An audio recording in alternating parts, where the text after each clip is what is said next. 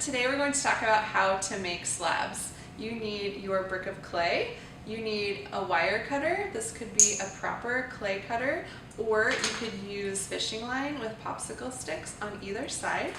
You need your wood tool or a Fettling knife. You will also need slats or slab rails. I'm using 1/4 inch. This is actually a large paint stick that's been cut, so you can get creative with what you use for slab rails. And you can also get creative with what you're using for a rolling pin.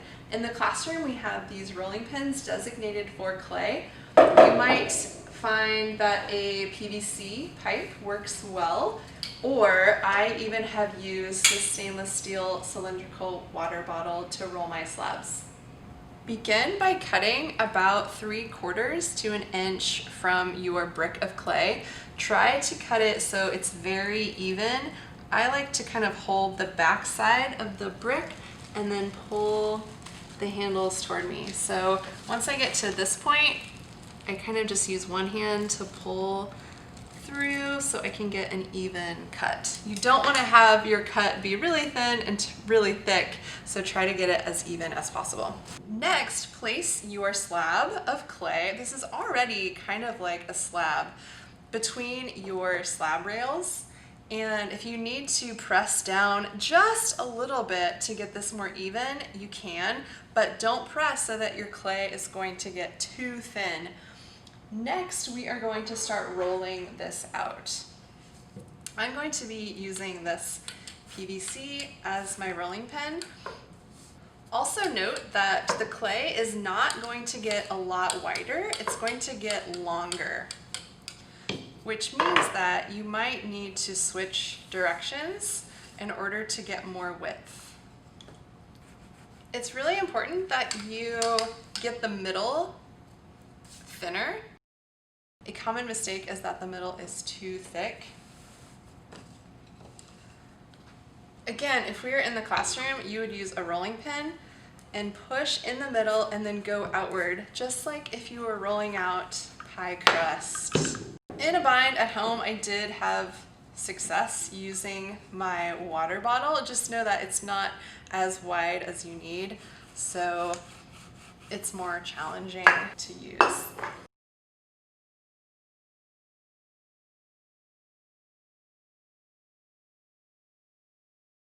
You want to make sure you roll out your slab to fit your template or whatever you're making. This is the size of what I'm making right now, so you can tell that I need to focus more here on the corners. If you're having trouble getting enough length, I'll show you a trick to fix this. Another trick is to turn over your clay. If you're turning over your clay, be careful not to overhandle it to stretch it out.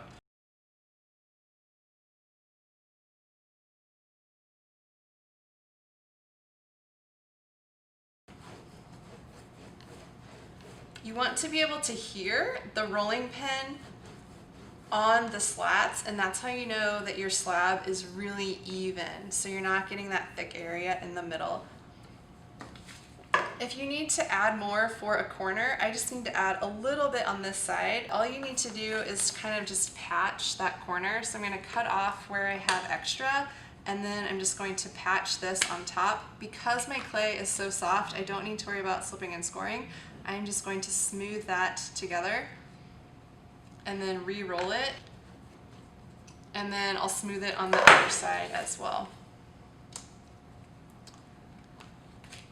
After I am sure that my slab is very even, then you're going to smooth it out. I like to use either a red rubber rib or a used gift card to smooth it out. Please don't use like a credit card or your driver's license. Use something that would have been thrown away. This is a great free tool to use as a rib.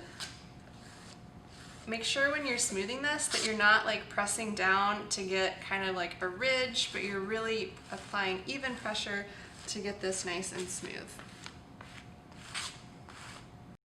Next, I'm going to place my template on my clay and use my Fettling knife or my wood tool to cut out my template.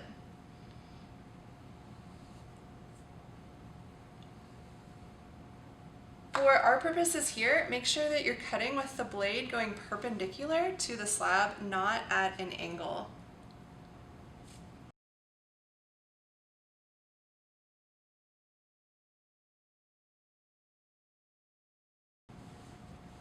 And save your scraps, just put them to the side. So you could flip this over very carefully. Remember, when you're handling slabs, you don't want to overhandle them because you want this thickness to be the same and you don't want to stretch it out. Another trick can be using a board or a bat to put your clay on top and then flip it over like this. And smooth out the backside as well. This canvas texture can be a nice texture to include, but everyone is rolling their slabs on canvas, so you want to make sure your texture is intentional and not just something that happened to be there. And now that I have my slab rolled out, I'm ready for my next step.